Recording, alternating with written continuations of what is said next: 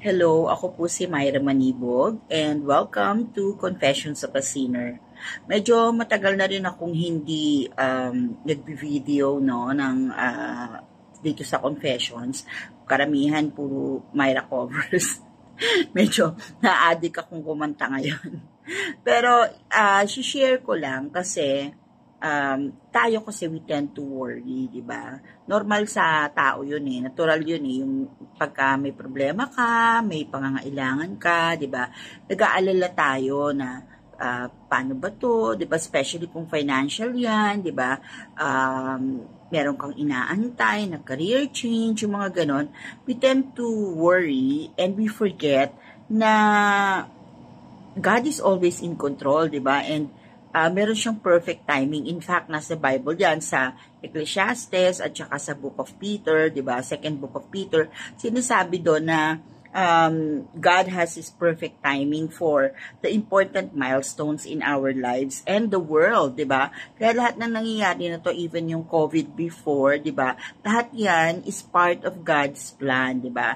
Sabi natin, bakit part of God's plan? Ang daming namatay sa COVID. In fact, my mom was one of the casualties of COVID-19, yung Delta variant, diba? And pagka may mga ganun, diba? Pag yung faith natin hindi matibay, hindi malakas, we tend to question and ask why. Why does God allow these things to happen, diba? Bakit inaalaw ni Lord na naghihirap tayo? Actually, this is yung mga pagsubok na pinagdadaanan natin is a pruning stage, a pruning process na kailangan mong pagdaanan yan dahil may lesson ka na makukuha dyan, di ba? God is teaching us something and pagka na-overcome na natin yan, kasi there's always a solution, there's always a way out, di ba? Hindi naman tayo bibigyan ni Lord ng mga pagsubok na hindi natin kakayanin. And there's always a way out, di ba? Kaya, ang importante lang talaga, yung faith natin is very strong and we know and we believe na God is in control. He's bigger than our problems. He's bigger than any calamity in the world, and that He's always in control, and that He always loves you. He always loves me. He always loves us. Kahit ano pa yung paghihirap na pinagdadaanan natin, hindi tayo nag-iisa kasi pasan-pasan tayo ni Lord, di ba? So, I just want to share yung how good He is, di ba? Kasi ako recently, I had parang small problem financial kasi we just moved to a new home, and since lumipat kami dito September of last year, hindi dumadating yung electric bill namin. We kept on asking yung neighbors, homeowners association. We even sent an email to Meralco, diba, asking for our bill. And then they replied, sabi ganon, ipapareading daw and everything. Pero 2 months passed, wala pa rin dumarating na magre-reading, di ba? So, we were really worried and happy at the same time kasi wala kaming bill. Which was our fault, di ba? Kasi we overlooked that, kumbaga. And siguro after 2 months, may dumating and chinek yung meter, and sabing ganon, sira daw yung meter namin, so kailangan palitan. So, pinalitan nila yung meter, and then we were asked to wait for the schedule kung kailan i-check bakit sira yung meter, di ba? And January, from September, di ba? January came, tapos sinabi nila January 8 yung pag-check ng meter. Pero, hindi nila sinabi kung ano yung resulta nung bakit nasira yung meter. And then February came, end of January, dumating yung bill, di ba? And ang bill namin was 118,000. Imagine, bill ng kuryente, 118,000. Parang, sabi nga nung best friend ko, ano ka ba, sa hotel ka ba nakatira? Pero that's understandable kasi September, October, November, December, January, 5 months na bill yun, di ba? So, syempre, pag malaki na ganun yung pera, ang assets namin, hindi naman liquidated. It cannot be liquidated immediately, di ba? So, syempre nag-worry kami, naku, paano na yan, di ba? Although sa ibang tao, ang swerte-swerte, 100,000 is just peanuts, di ba? Pero sa amin, na mga normal na tao lang, di ba? That's a lot of money. And I kept praying to the Lord. Sabi ko, Lord, paano to? Sabi ko, mapuputulan kami ng kuryente. It's not our fault, di ba? Kasi we kept on asking for our bill, and yun nga, ang late-late nung sagot nila. And then, my daughter-in-law, she continuously emailed Meralco asking for a payment arrangement. And pumayag ang Meralco, sabi you have to pay 50%, di ba, by the end of the month, and then the other 50% will be divided into 3 months. Or, no, sorry, the other 50% has to be paid after 15 days. And still, 15 days, ano ba yun, di ba, 2 weeks. So, ganun pa rin, we still have to find a way, di ba? Tapos, and then, God answered, di ba? God gave me a miracle on my birthday. Exactly my birthday, February 5. Sabi ko, binibiro ko siya. Sabi ko, Lord, wala ka bang regalo sa akin? Taon-taon pag birthday ko, may gift ka sa akin. Bakit this year wala?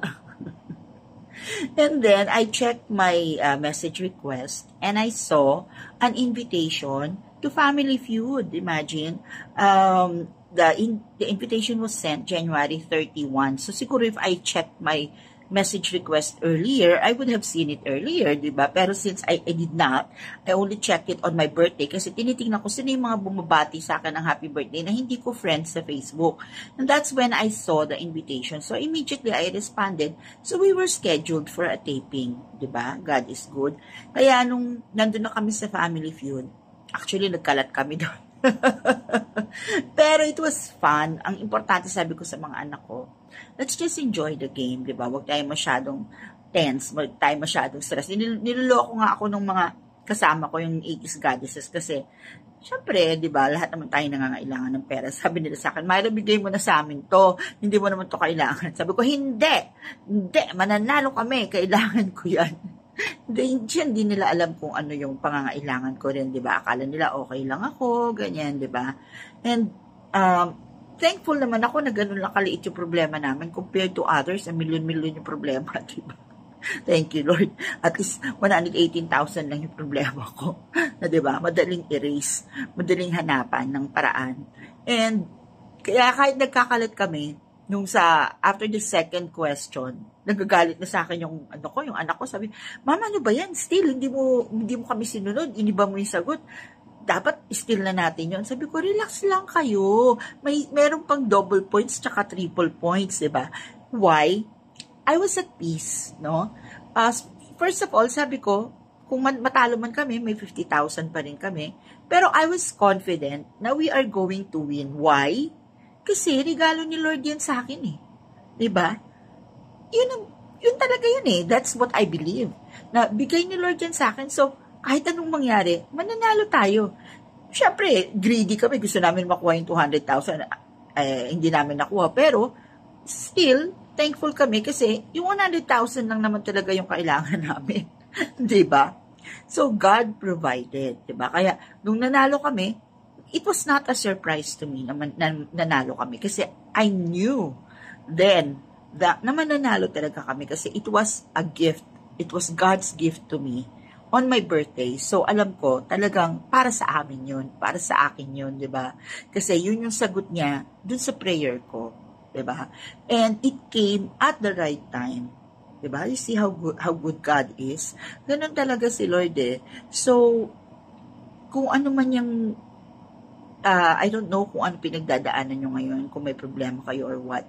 But, do not worry. Kasi, your God is bigger than your problem. And, all you have to do is, do your best, and trust Him, let Him do the rest. Kasi, hindi ka niya pababayaan, no? Hindi ka niya pababayaan. Wala namang tao na namatay sa problema. Hindi ba? Wala pa naman. Ano man yung problema na yan, lilipas din yan. And pag lumipas yan, hopefully, diba, you pray for discernment para you learn and you understand what God was teaching you. Diba? What God was teaching you. Ako, ang lesson ko doon, ang takeaway ko doon is, talagang, stop worrying, Myra. Kasi, there's nothing to worry about because you have a good God. Diba? And, if He is good to me, He is good to you. If He loves me, He loves you too. Diba? Just, panghawakan mo lang yun. Yun lang ang gusto kong i-share. So, in the name of the Father, and of the Son, and of the Holy Spirit. Amen. Dear Lord, please bless my brothers and sisters who are watching this video right now. Help them feel your love. Allow them to feel your love. Give them the grace to be patient and wait for your perfect timing.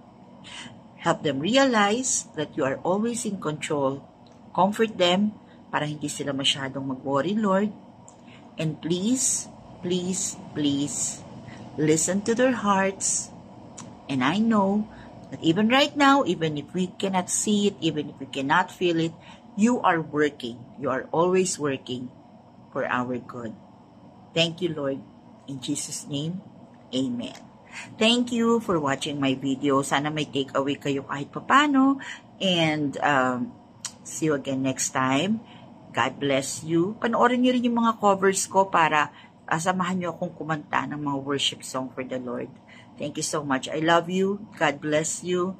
And God is good. Please don't forget to like and subscribe to my channel. Bye!